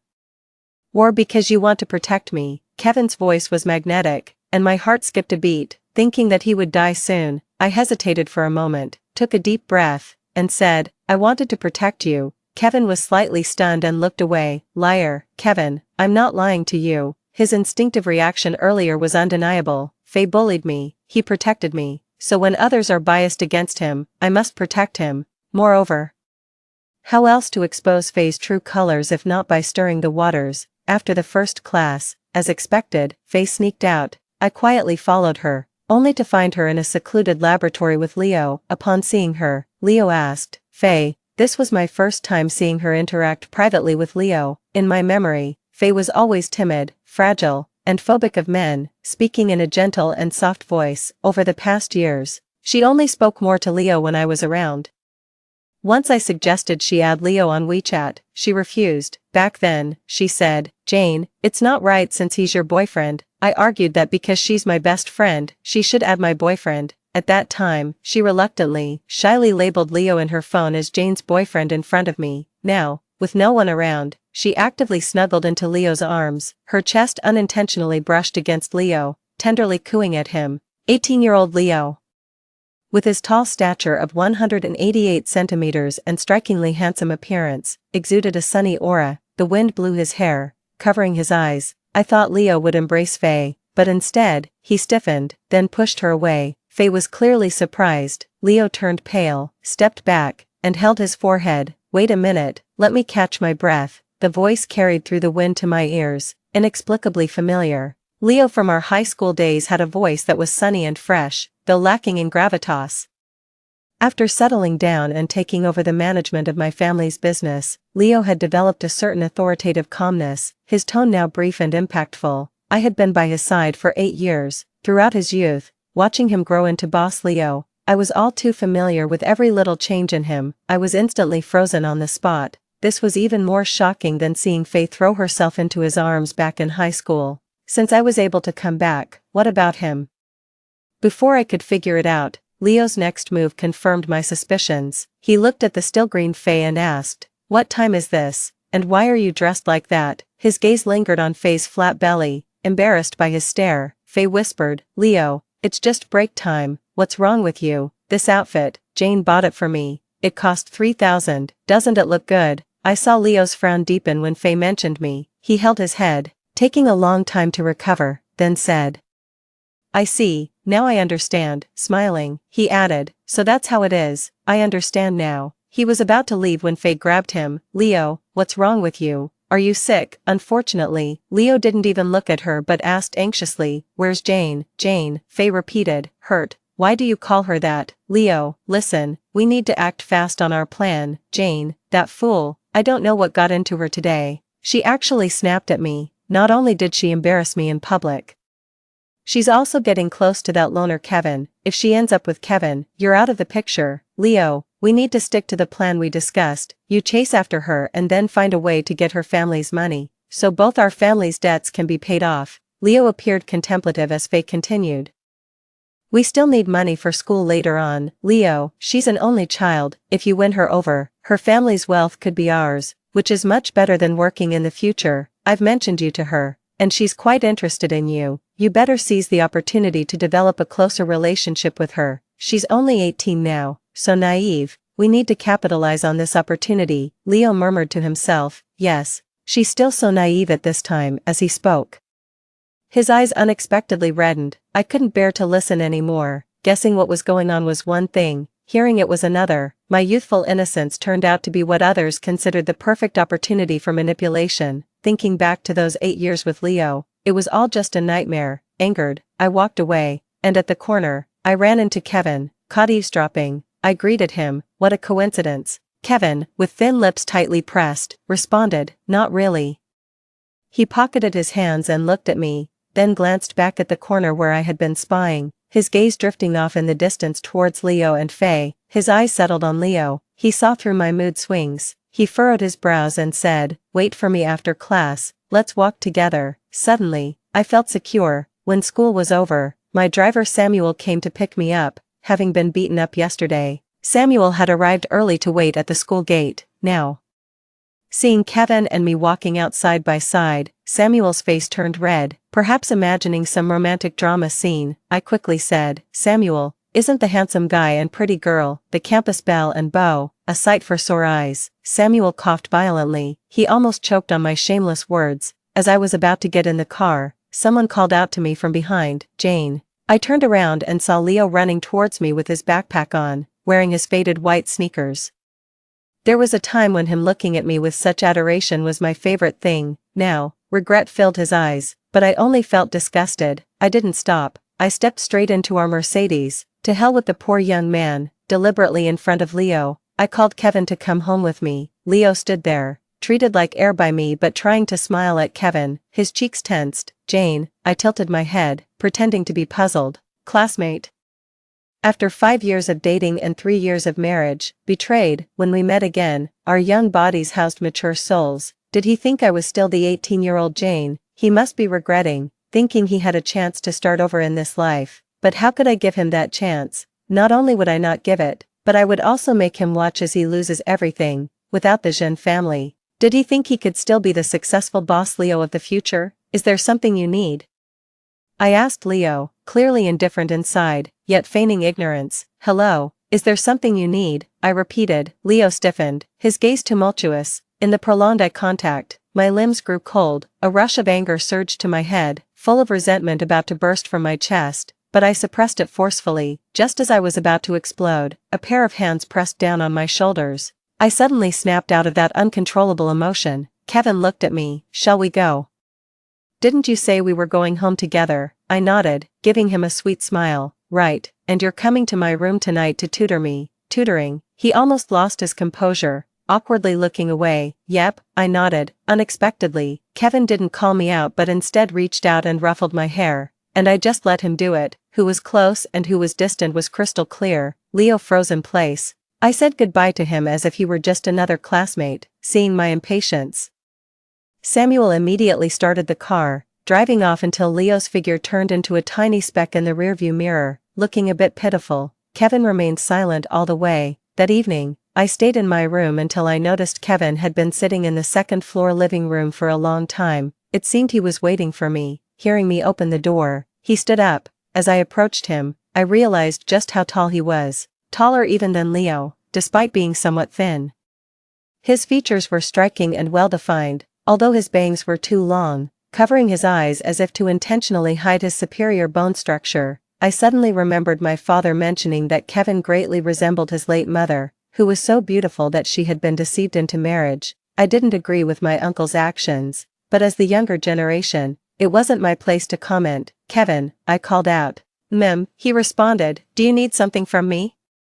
Kevin suddenly looked at me, his gaze almost accusing me of being a fraud. "Tutoring." I was taken aback and let out a forced laugh. After all, tutoring was just a casual excuse to placate Leo. My academic efforts were always half-hearted. Serious tutoring would nearly kill me. In the years after our marriage, whether intentionally or not, Leo had made me quite delicate. I couldn't recite the periodic table, but I was decent at drawing. Trying to bluff my way through, I smiled and said, "I'm a bit tired today, let's not do the tutoring, how about tomorrow?" Kevin didn't press the issue. He got up to return to his room but paused as he passed by me. Kevin always kept his emotions well hidden, so deep that you wouldn't notice unless you looked closely. He always kept people at a distance. Even his deep-seated emotions were well concealed, calm on the surface but turbulent beneath. In the middle of the night, I had a dream. In it, Leo was choking me while Faye, lying provocatively on my bed, said, "Jane, all your things are mine now." I laughed in despair, vowing revenge on Leo, and then, without hesitation, I jumped from the building. The sudden sensation of falling felt like an intense tug. The pain throughout my body was so severe that I rushed into the bathroom to vomit. I vomited until I was dizzy and looked at my disheveled reflection in the mirror. In this second chance at life, knowing the truth, I thought I would be driven to madness by revenge. But walking through that dream, I realized that being forever trapped by these emotions and terrible people was the real folly. Now, I just wanted nothing more to do with either of them. At 3 a.m., I took my pillow and knocked on Kevin's door. "Kevin, are you asleep?" A few minutes later, he opened the door, completely stiffening upon seeing me. He instinctively grabbed the door frame as I barged in, heading straight for his bed. "Jane?" he asked, his voice hoarse. The silence around us was so profound that I could clearly hear his heart pounding. "What are you doing?" he asked. "I'm scared," I said. Kevin stood there in the dark, at a loss. The situation looked bizarre. Just the day before I had saved him, and now here I was diving into his bed. Anyone who saw would think too much of it. But now in this lifetime, the only ones who can give me a sense of security are my dad and him. "Kevin, you said you would stand in front of me if something happened." Kevin's breathing intensified. "Get out." "I won't." I couldn't conveniently tell him what I was afraid of, so I just said I had a nightmare. "Really, Kevin, it was terrifying. I'm delicate and easy to push over. I definitely can't beat you. So don't be afraid I'll do anything bad at night." "Kevin, me. I'll just borrow your bed for a sleep. I promise I won't do anything to you." I took advantage of his distraction and dove straight into his blanket. Kevin's pillow and blanket were clean, prepared the day before yesterday. He had slept in them for 2 nights, and they were filled with his fresh scent, giving a full sense of security. In the middle of the night, Kevin watched me lying on his bed, unsure whether to step forward or retreat. A gloomy young man faced with an unreasonable sunny female rogue. Eventually, he seemed a bit helpless. "Jane." Kevin seemed to want to say something, then suppressed it and endured. Finally, he gave up struggling, his voice hoarse. "Then you sleep here. We still have class tomorrow. I'll go sleep elsewhere." "Don't go." I grabbed him. Kevin was completely helpless against me, his tone hiding an imperceptible indulgence and affection. "Then I'll sit at the foot of the bed and stay with you, Kevin. Don't leave after I fall asleep. I'm scared." His voice was low, clearly just humoring me. If I hadn't felt his whole body tensing, I might have believed him, having commandeered his bed and making him sit and watch me sleep. How could I have the face to do that? I whispered, "You come up and sleep too." Kevin's breathing immediately grew heavy. "Jane, do you know what you're saying?" "I know, we're both 18. I'm not an ignorant teenager. But if I had lived half a lifetime and started all over again, I wouldn't care about these details. It would be truly pointless." Kevin's bed was too warm, and after a night of shock, I had no patience left. I reached out and pulled him over. Kevin, caught off guard by my sudden pull, fell next to me. The moon's silver light poured in through the window, just right on Kevin's nose. His eyes, bright and deep as pools, I saw it, and my heartbeat slowed for a moment. Later, I unknowingly really fell asleep. In a daze, I felt Kevin get up and stubbornly sit by the bed, watching over me all night. In this life, although I grew up in a single-parent family, my dad treated me like a treasure. Even Kevin, whom I hadn't much interacted with in my previous life, was also carefully protecting me. The way he stayed with me, was like he was guarding a pearl in his palm. Going downstairs for breakfast, I walked ahead. Kevin followed behind. When Dad saw us together and harmonious, he chuckled. Then Kevin, with dark circles under his eyes, his smile turned strange. Daughter, he said with a meaningful tone, probably wondering if I was bullying Kevin again. I cut him off before he could tease me and got straight to the point. Dad, I remember asking you for some money a while ago. Yes, you wanted me to sponsor 2 students under the company's name. In my past life, I had my dad sponsor Faye and Leo anonymously through an out-of-town branch to protect their pride, making sure it was done subtly so no one would notice. Then, my dad used the money to set up an award. It was essentially done behind closed doors, and Faye and Leo ended up receiving the award. Later on, when Faye couldn't get into university, she used this award and a connection to one of my uncles to secure a special admission spot at University A. Thinking about it, Faye owes her prestigious degree to this good deed I orchestrated without their knowledge. I asked my dad, "How is it progressing now?" He replied cheerfully, "I've already had someone connect with the 2 students, and the award is decided. We just need to transfer the money now." My dad asked, "Why, does my Jane have other plans?" Thinking back to my past life, where my dad never knew how he died, I coldly smiled. "Dad, don't send it." My dad was a bit confused. I told him that after thinking it over last night, it would be better to donate the money. The works of these 2 students don't deserve such a high award amount, $20,000 each. There are definitely others who need this money more, like people who are sick. Let's use it to help cure and save lives. My dad pondered for a moment. Indeed, my mom had died from an illness, and these words hit a soft spot for him. He said, "Both students' parents are alive and well, which really doesn't meet my criteria for sponsorship. It was only because you wanted to help them, Jane." That I agreed. I felt a little pained. The love my dad had for me was always unconditional, but some people always try to exploit this unconditional love. By the time I got to school, Faye had already received the notification that the award was cancelled. The judging panel added a final review round, and she was eliminated. She looked at me with eyes full of grievance. Jane. She had always known that the award was just an excuse for my family to give her money. She just pretended not to know.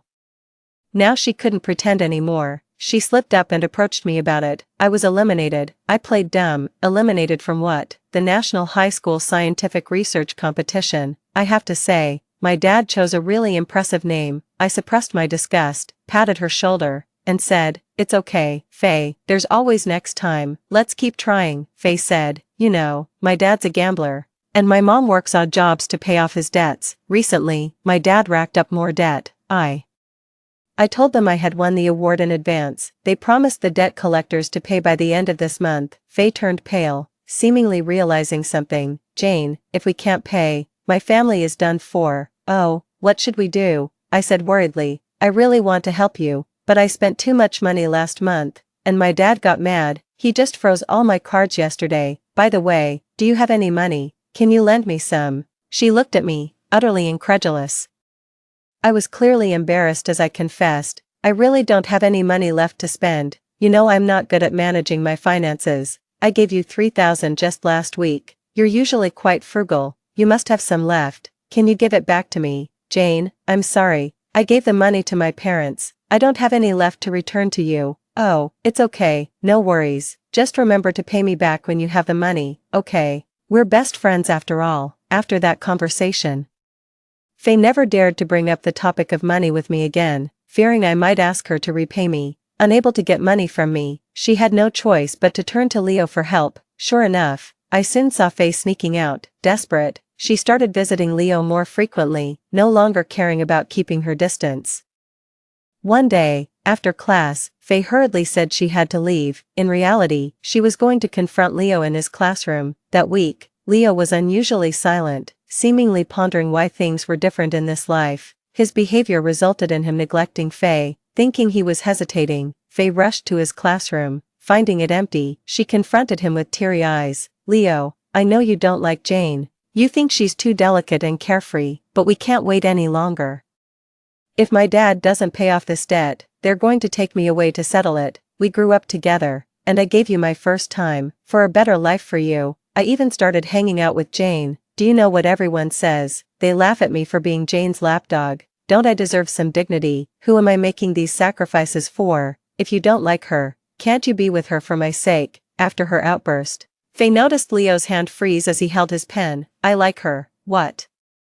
What? I said. I like her. Faye thought she had misheard and screamed hysterically. What are you saying, Leo? What are you really saying? With a hoarse voice and a bitter smile, Leo said, exactly what you heard, Faye. Do you know why I haven't been looking for you this week? I was questioning what this relationship really means. I had initially followed them to see how their lives would unfold, but instead, I heard Leo's confession. In an instant, my heart felt an indescribable sadness. What's the point? I'm already dead, everything has restarted, and yet he says he likes me. If he liked me, why didn't he cherish what we had? If he liked me, why did he let Faye get pregnant, transferring assets, divorcing me? Is this his way of showing love? He's not the 18-year-old Leo anymore. He's the Leo who has been in a relationship with me for 8 years. The Leo who had a grand wedding with me, the closest intimacy we once shared. Now he's confessing his feelings to the naive Faye, his love coming too late and almost laughably, clearly driven mad by his words. Faye cried, Leo, you're my boyfriend. How can you say you've fallen for Jane? She's my friend. Leo's eyes were cold as he replied,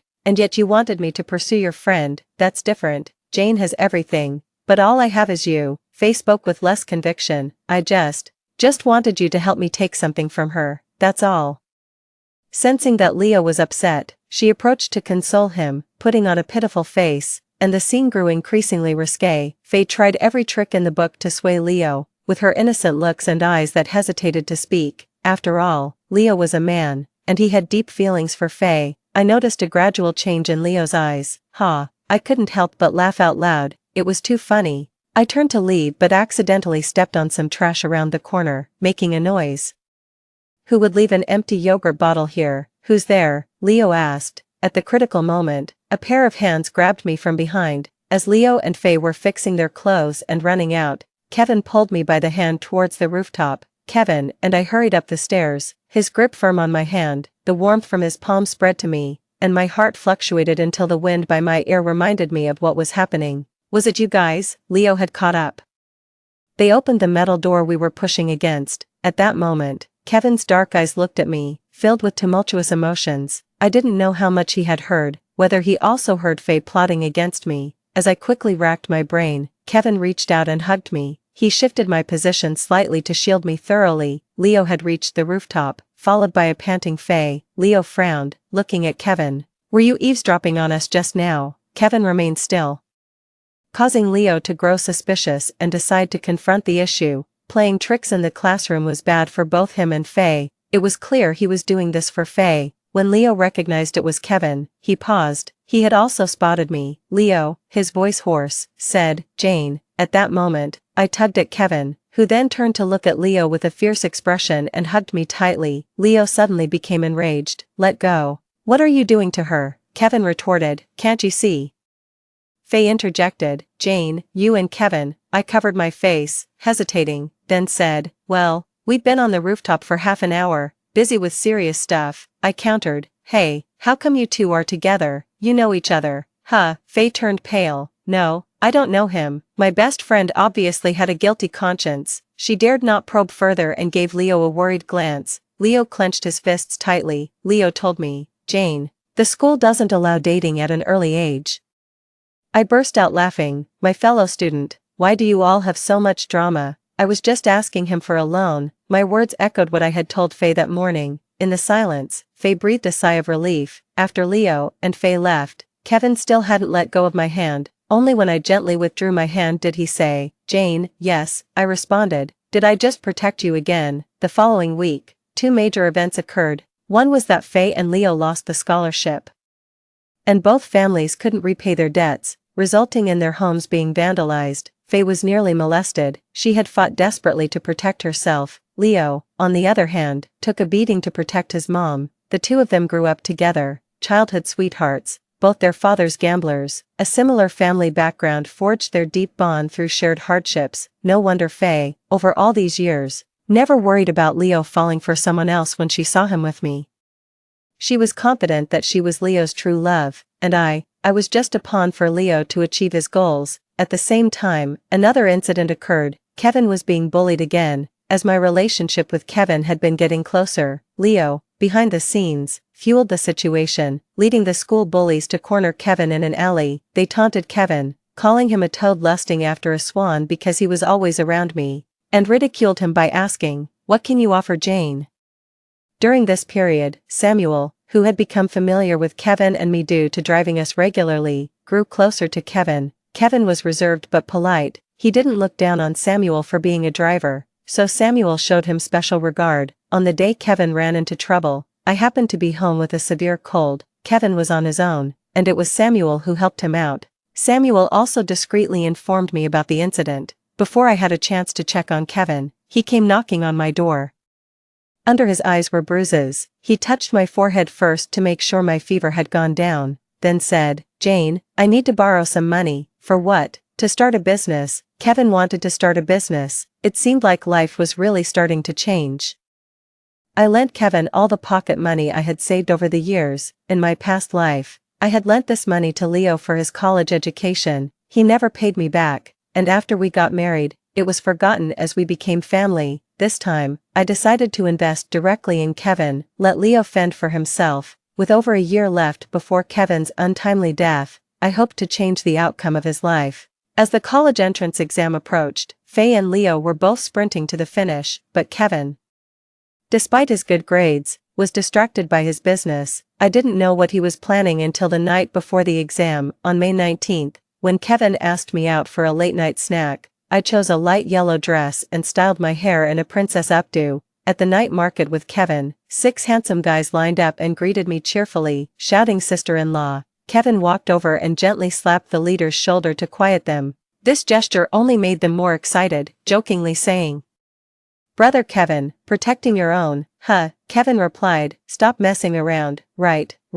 we won't mess around, sister-in-law. Brother Kevin told us not to." That's when I learned that Kevin had used the money to start an esports gaming company. The 6 boys in front of me were the first professional players Kevin had signed. While we were having our snack, I went to the restroom and passed by the back of a supermarket where I unexpectedly saw Leo. At a time when he should have been home studying for the exams, Leo was working a job, moving goods, wearing a worn tank top, drenched in sweat. He was energetically loading crates of beer onto his shoulders, his arms flexed with the effort, veins standing out on his neck. Seeing me, he paused. I stood motionless, and so did he. It wasn't until a coworker called out to him, "Leo," that Leo finally shifted his gaze and continued moving items in brooding silence. Since our last encounter, he hadn't come to see me again. He hadn't followed through on Faye's suggestion to woo me in order to access my family's wealth. Instead, Leo had chosen to diligently work and study, taking a more honorable path. After moving several boxes, Leo continued with other items. Accidentally, he scraped his arm, leaving a long streak of blood. Once he finished, his boss paid him 80 yuan. Suddenly Kevin appeared behind me. "Jane." I didn't hear him the first time, so he called out again, "Jane."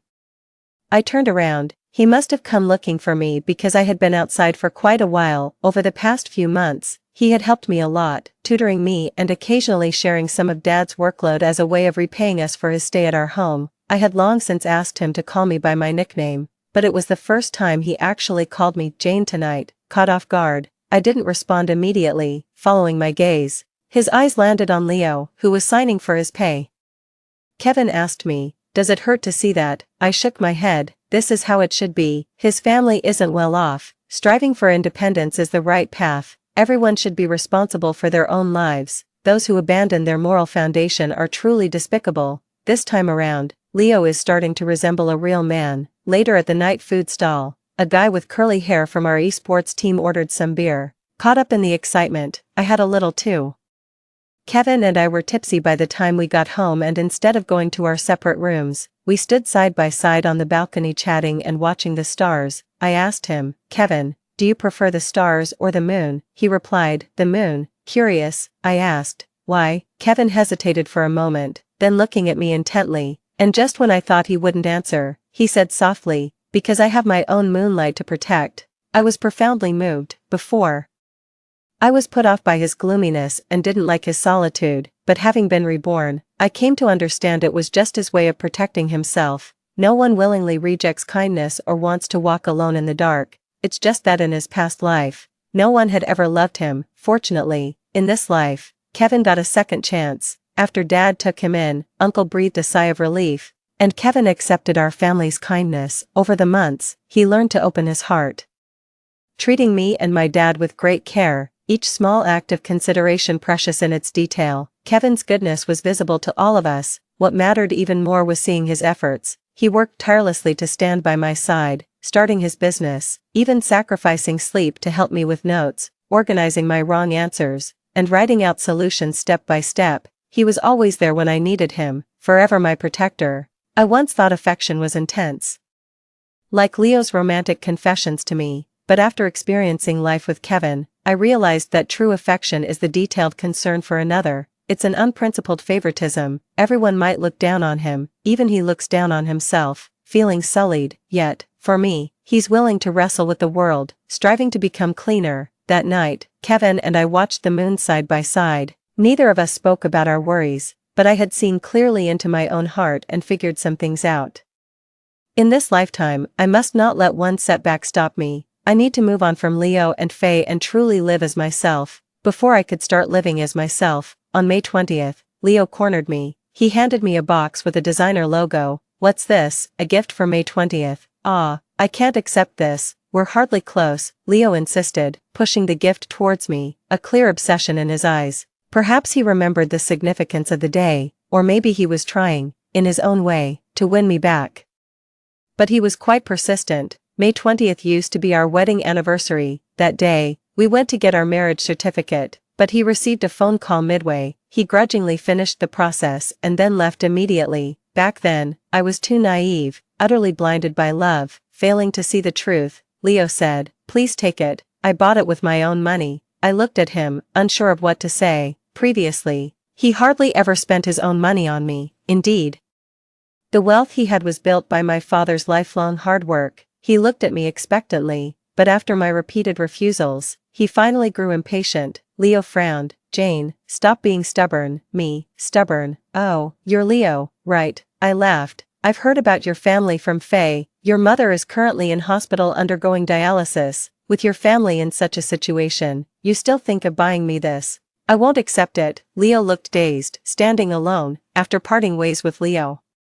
I also distanced myself from Faye, unable to get money from me. Faye turned and joined another clique. Several times, while chatting with other girls, she subtly mentioned me, leading others to misunderstand me. There was a girl in class who was adept at calling out hypocrisy, and she finally couldn't resist retorting, "Faye, enough. Jane was so good to you, and yet you backstab her with such snide remarks. Are you made of tea, so green?" Faye's face alternated between pale and flushed, completely losing her popularity. She wanted others to isolate me, but it backfired on her. A week before the college entrance exams, the classmates completely ignored her, holding a grudge. She ended up reaping the consequences of her actions, performing disastrously and not even meeting the minimum passing score. Faye didn't get into college. Leo maintained his usual scores. Kevin ranked among the top 3 in our city. My scores also improved significantly, happily choosing University A. On the day of university registration, I saw Leo and Kevin at the University A campus. Without hesitation, I stood next to Kevin. Time flies. And before I knew it, it was already our second year in college. Kevin's entrepreneurial venture coincided with the golden age of esports, earning him a considerable fortune. In his life, he achieved great success and would never again be bullied to death. As for me, I began living a carefree life, occasionally teasing Kevin. After more than a year of hesitation, I finally asked him the question that had been troubling me. "Kevin." He had become much more composed over the year and looked at me puzzledly. What exactly is 130924? Kevin's eyes widened, and after a moment, he asked with a flushed face, "Jane, who told you about these numbers?" I waved my hand. "Just tell me first, then I'll answer you." No matter how much I pressed, Kevin wouldn't divulge anything. Our relationship was more than ambiguous but not quite that of lovers. Eventually, even my roommate couldn't stand it anymore. "Jane, when are you and Kevin going to finally clear the air? It's like something out of a soap opera. Our class is organizing a camping trip in a few days. It's overnight, and families can come too. Why don't you bring Kevin along?" My roommate suggested encouragingly. "No rush." "What do you mean, no rush? Kevin has clearly been waiting for you to make a move. Why doesn't our Jane take the initiative this time?" Chuckling, I replied, alright, since everyone seems to agree, I'll invite him to the camping trip. On the day of the camping trip, more than 20 people from our class came. Some brought friends, others brought girlfriends, and in total, 40 people took 2 minibuses up the mountain. We booked several cabins in the woods and a dozen stargazing tents. Kevin stayed by my side, helping me with my luggage and choosing a cabin. Unexpectedly, Leo, a brother of one of our classmates, also joined the camping trip. I was slightly surprised when I first saw Leo, but then I just ignored him. Suddenly, at the campsite's supply area, I saw a familiar face. What's wrong? Kevin asked me. I think I saw Faye. I blinked, and she was gone. Faye hadn't gotten into university and had entered the workforce early. It must have been someone else. At night, while I was alone in the cabin, I suddenly smelled something strange and lost consciousness before I could react. In the middle of the night, fire, a massive fire. I was awakened by the heat wave, and for a moment, I couldn't tell whether I was dreaming or awake. The smoke was suffocating, and I started to hallucinate. It seemed as though I was back in the past, with Leo still my boyfriend, accompanying me and Faye at the class event. During that camping trip, Faye and I shared a cabin, and we also experienced a fire. I suddenly clutched my head in agony. It hurt so much, and I seemed to see Kevin rushing in to save me. Jane, I had been drugged and couldn't move. Experiences from 2 lifetimes, reality, and hallucinations intertwined. In the hallucination, it was also Kevin who rushed in to save me. Back then, my cabin was located remotely. Wildfires were common in the area. When everyone noticed the fire, not only my cabin but also the surrounding woods were ablaze. In my previous life, Kevin happened to be at the same campsite. He saved me, but didn't make it out himself. In the end, he entrusted me to Leo, asking him to carry me out. In the end, he was completely engulfed by the inferno. Later, everyone said he died from bullying. Even I believed it was so, but that wasn't the case.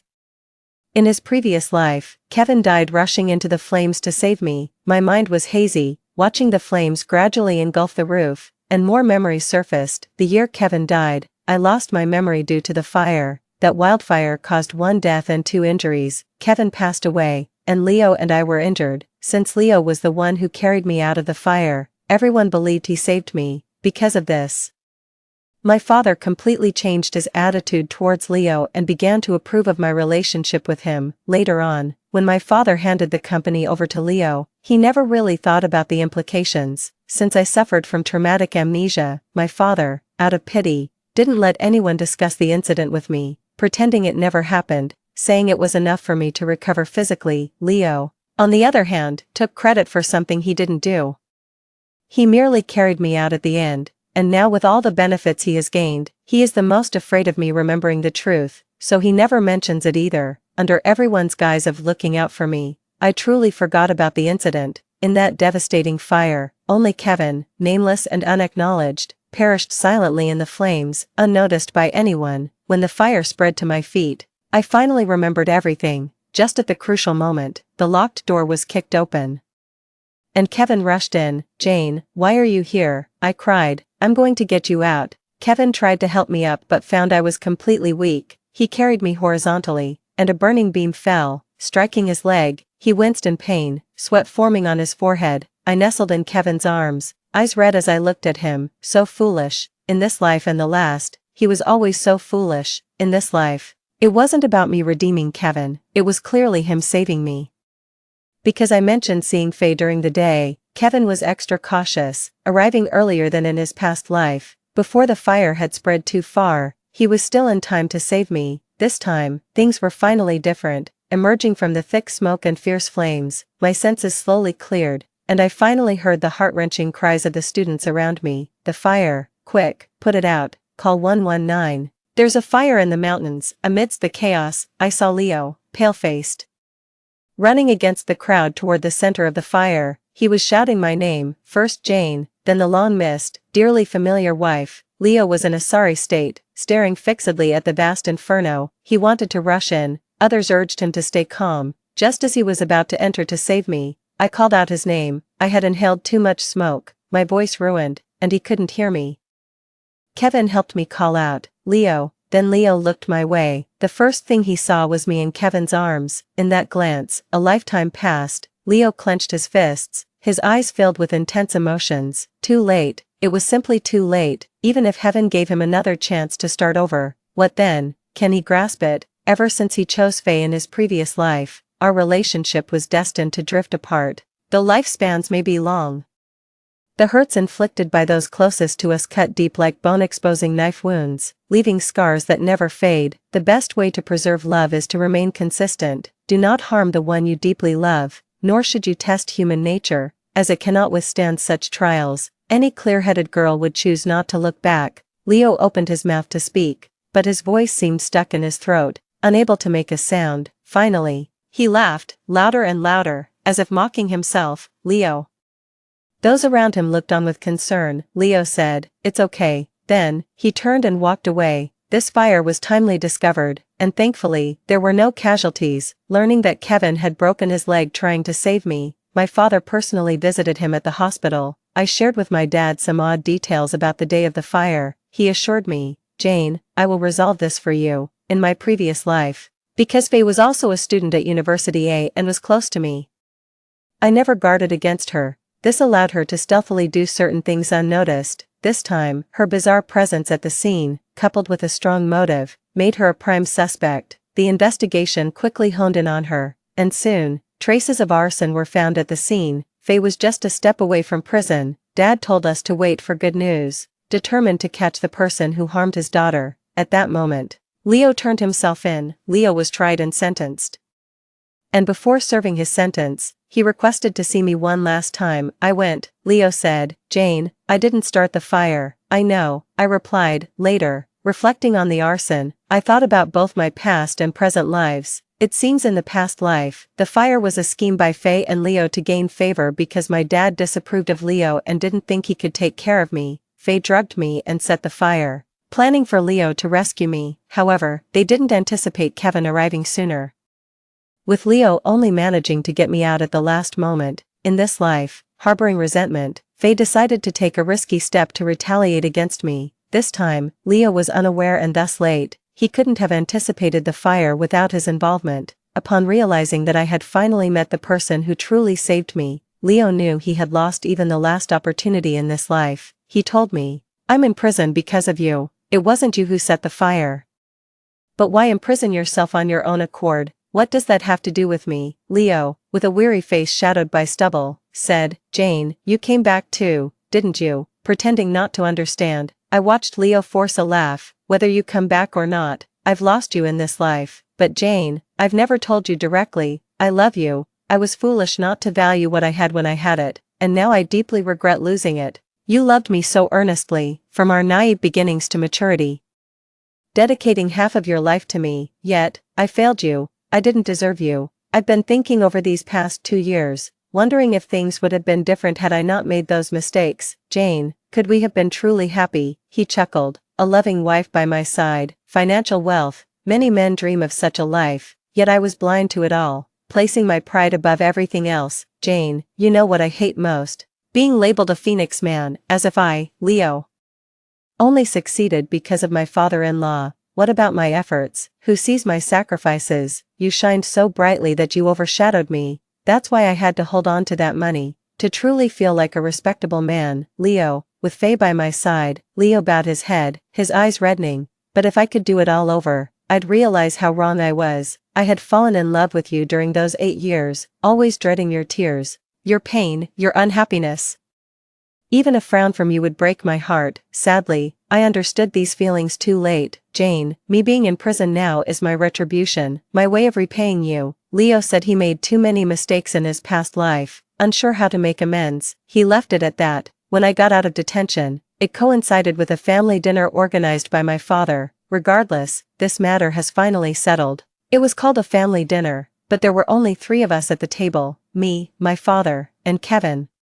Kevin sat there, smiling at me. I felt embarrassed under his gaze and pretended to drink water. Then my father looked at Kevin, then at me, and burst out laughing at the dinner table. "You two are like 2 full maggots with nothing better to do, wriggling about. Why don't you 2 take a walk outside?" I was shocked at how my father described his own daughter. "Dad," my father pulled me up, "Go on, go. Our yard is huge, and my father hires someone to tend to the plants.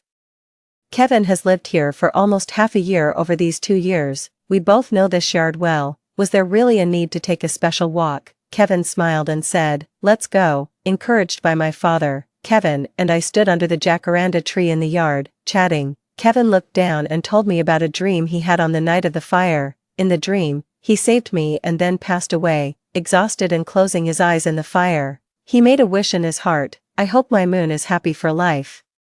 If the moon isn't happy, I want to bring her happiness, Kevin said, and then the moment he opened his eyes, he saw the first rays of morning light, the sunlight piercing through his palm, as if he had gained a lifetime out of thin air. Jane, have you always wanted to know what 130,924 means? Come closer, and I'll tell you. I tiptoed closer, and Kevin kissed me. He said, Jane, it's the combination of our birthdays. This was the bank password he had used for 2 lifetimes. It was also his unspoken, enduring love, spin-off of Kevin 22. I dreamed of my entire life. I was an illegitimate child. My mother met my father when she was 19. At first, she was unaware, thinking she had found true love, but later she realized that the man she loved most had deceived her, turning her into the vilified other woman. If she had stopped then, it wouldn't have been shameful. But she chose to forgive my dad and continue the relationship. Did she ever realize that by choosing to continue, she became the active homewrecker? My father's wife detested my existence because every day I lived was a reminder to her of her husband's betrayal. Even I felt filthy about my own origins, so I tolerated the bullying at school. I didn't want to fight back, nor did I bother to. The only person in the family who was kind to me was my older brother, who always said, this is the adult's fault, it has nothing to do with us. He would give me pocket money, and when I was punished and not allowed to eat, he would bring me food. But one day, my brother died because of me. He took me out to relax, but we encountered a car accident. A speeding truck came hurtling towards us, and he pushed me away, only to be crushed under its wheels. The person who was just chatting and laughing with me a minute ago was cut in half right before my eyes. Sometimes I think it would be just as well if those bullies killed me. Someone as tainted as me doesn't deserve to live. Until that day, the girl I'd been thinking about came to rescue me. I asked her, aren't you afraid I'll cling to you if you help me like this? What did she say? I can't remember her words. All I know is, my moon was shining, though she didn't know it. She truly illuminated my darkest days. That day, someone stopped me and asked what I could offer her. I thought, I could give her my life, my entire existence. So, afterwards, I worked hard to start a business and grew relentlessly, staying by her side, before, after, throughout my life. My heart held tender affection. Spin-off of Leo 23. After I got out of prison, I saw the VCR of Kevin and Jane's wedding from years ago. In a sea of flowers, Jane was treasured and protected by Kevin. His gaze devoid of any distractions, yet, the person who once stood in that sea of flowers and kissed her was me. The person who once held her as they fell asleep at night was also me. I couldn't help but go to the home Jane and Kevin had made after their marriage. I stood in the corner, watching the now sophisticated Kevin, a stark contrast to me. Jane and he had a daughter, a lovely little girl. After they got out of the car, Kevin went to hold her hand, then picked up their daughter. Letting her ride on his neck, they looked blissfully happy. I inadvertently made a noise, and Jane looked up. She saw me. She paused for a moment, but it was just that, a brief moment, and then she turned her head to look elsewhere. Her gaze was indifferent, not needing any reconciliation, as she seemed to treat me as if I were merely air. I left in a daze. Passing by a supermarket, I entered and bought a pack of cigarettes. After taking a couple of puffs, I decided to go see Faye. However, as I stood beneath Faye's apartment building and saw her clinging to a man in his 50s, a wave of nausea hit me. Faye was leaning against the man's beer belly, and he responded by slyly nudging her waist, both sleazy and suggestive. Faye looked uncomfortable when she saw me, fresh out of prison. After the old man left, she told me, Leo, I don't have any money for you, stop coming around. Her indifference towards me was apparent. I scoffed coldly, which infuriated Faye. She snapped at me. What are you laughing at? You think you're better than me. I don't need you or Jane. I'm getting by just fine with other men. Suddenly, I was reminded of my 18-year-old self, laboriously working to buy gifts for Jane. Back then, despite the hardships, I never bowed down or thought of asking Jane for a single penny. But now, Faye was stooping low, devoid of morals, ready to wreck homes for money. Looking at Faye, her face no longer innocent but marked by hardship, I found her repugnant. I regretted my past deeply, wishing she were dead. I can't believe I destroyed my family over someone like you. Faye's dream. I often wonder, if I weren't so greedy, would my life be better? I had a wealthy friend who was generous and sincere with me, but I ruined it myself. After Leo went to prison for me, I was terrified he'd turn me in, wishing he was out of my life. I also couldn't dare to get close to Jane again, fearing she'd discover my actions. I didn't want to end up in prison. Previously, I was used to a life of luxury with Jane, wearing clothes that cost thousands. The money I earned was hardly enough to cover my expenses. Fortunately, I was attractive, exactly the type of innocent yet appealing look that big bosses love. Leo had been deceived by my face. I cried and begged him to save me, and he agreed to take my place in prison. However, when he agreed, he was staring off into space, perhaps thinking of someone else, but that didn't matter to me. As long as I could get away with my wrongdoings without consequence, that was enough. After Leo went to prison, losing Jane as a friend, I had to find my own way to thrive. I hooked up with a man in his 50s, who had a beer belly and body odor but was generous with money, which I tolerated. He was unfaithful, though, and had other women. I figured getting pregnant might secure my position. 5 months into the pregnancy, I was unlucky enough to be discovered by his wife, who came and beat me up. I ended up with 2 broken bones, a lost child, and spent half a month in the hospital. I told him through tears that the doctors said I couldn't get pregnant again. He then blocked me and cut off all relations, saying he wanted to return to his family. I returned home in a daze, only to find that my family just wanted money from me and didn't welcome me. Suddenly, I thought of Leo, the only person who had truly cared for me. Yet, the last time he came to see me after getting out of prison, I let him down. I wonder if he will ever forgive me. That day, I had a dream. In it, Leo held my hand and dreamed about our future together. He said, "Faye, let's work hard for the college entrance exam. I will give you a good future." In the dream, I was shy and timid, mentioning that I wanted to dine in the finest restaurants and wear beautiful dresses. I also dreamed of having many children. I even dreamed about Jane. It was a fragmented dream filled only with the kindness she showed me.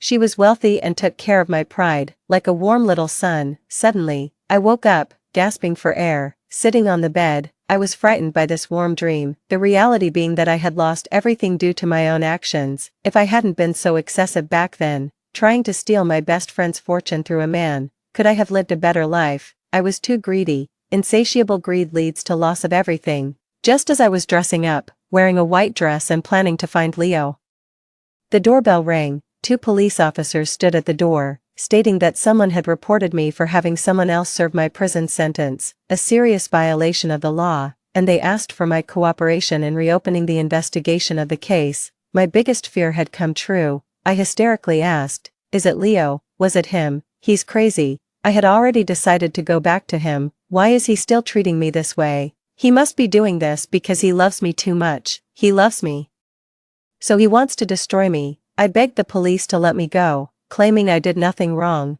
That Leo was acting out of love turned to hatred, unable to bear seeing me doing well now. I loudly questioned why he was still out to harm me. Didn't he know I was terrified of going to jail? This matter was supposed to have ended. Why? As I was brought into the interrogation room, I passed by Leo, who gave me a cold look, as if to say, "Ended. This is just the beginning." Leo's dream. After being released from prison, I turned myself in again. This time I voluntarily confessed my crimes to the authorities, the real crimes. I had helped a criminal hide or provided false evidence to help them evade legal prosecution. Faye was sentenced, and I was also imprisoned again for 3 years for abetting the crime. This woman who ruined my family could not escape justice. In prison, looking up at the high walls unmarred by barbed wire, I suddenly felt like laughing. This was good. The world was back on track. I just wonder if the next time I close my eyes, I could return to the past. Lately, I'd been suffering from insomnia, haunted by memories of Jane at 18. The year we fell in love. She held my hand and took me to see fireflies. In the tall grass under the starry sky, fireflies twinkled. Back then, I didn't appreciate it, thinking all these were trivial. Now I realize, being cherished all her life, her perception of the world was beyond the material. These were the treasures of her heart. She had laid open her softest side to me, yet I found it dull. What I considered romantic was nothing more than an extra egg on my breakfast noodles. In the quiet of the night, I'm reminded of the beautiful moment when I placed the ring on Jane's finger at our wedding. How wonderful it was when we first embraced each other in bed, a kind and gentle wife, a reasonable family. They never looked down on me for my poor background, they supported my entrepreneurial endeavors, and she trusted and relied on me unconditionally. In fact, what I received from Jane far exceeded the satisfaction that Faye brought me. I wonder, what does it mean to be a man, to love your wife? To love your family, that is what it means to be a real man. What kind of man empties his family's wealth to support a shameless woman? That night, I had a dream. In the dream, I returned to the old world where Jane had passed away, and I stood alone in our empty home. Memories flooded in. I had arranged Jane's funeral here and deeply regretted my past actions. I never thought I would cause her death. What I did was truly despicable, making her feel that the world was no longer worth staying in. Jane, what am I supposed to do without you? Faye eventually lost the baby as well. The prenatal examination suspected hemolytic disease. Our blood types were incompatible, meaning Faye and I could never have children. Even if born, the child would not survive long. Faye began desperately demanding money from me, pressuring me to marry her. I didn't want to, and seeing right through me, Faye screamed hysterically, "Leo, that bitch Jane is dead. You only have me now. I carried a child for you. I suffered for you. You must marry me in this lifetime." I snapped and grabbed her by the throat. "What did you say? Say it again." I said, "She is dead." Cough cough. Blinded by rage, I shouted, "Faye, my wife will only ever be Jane, not you. You're just a homewrecker. What do you think you are?" I tore away the facade of a cultured elite. In that moment I was like a raging beast. At night, he would massage me, hold me in the morning, and always give a kiss goodbye before leaving. The colors in the dream rapidly faded, countless points of light merged into one, and all those scenes of argument turned into nothingness. Only the echoes of our quarrels lingered in the air. I heard faint and firm voices, Faye saying, "You fell in love with someone else, made it real. I curse you to never have a good death." I heard myself in that world saying, "I did wrong, and now my life is worse than death." I saw the years pass by. I aged prematurely, barely 50, already frail. Childless, I donated all my assets, naming it Jane's Hope Fund, wanting everyone to remember her, remember that cute and warm girl who, in my youth, always looked at me with shining eyes under the starry sky. In that world, I jumped from a high building, overwhelmed with pain and regret. When I opened my eyes again, I found myself gasping for breath on the edge of the bed. Awakened from this nightmare, a fellow inmate called my name, saying it was time to gather. I sighed, walked to the yard, and looked up at the sky. I knew that in this lifetime, I was destined to be in hell.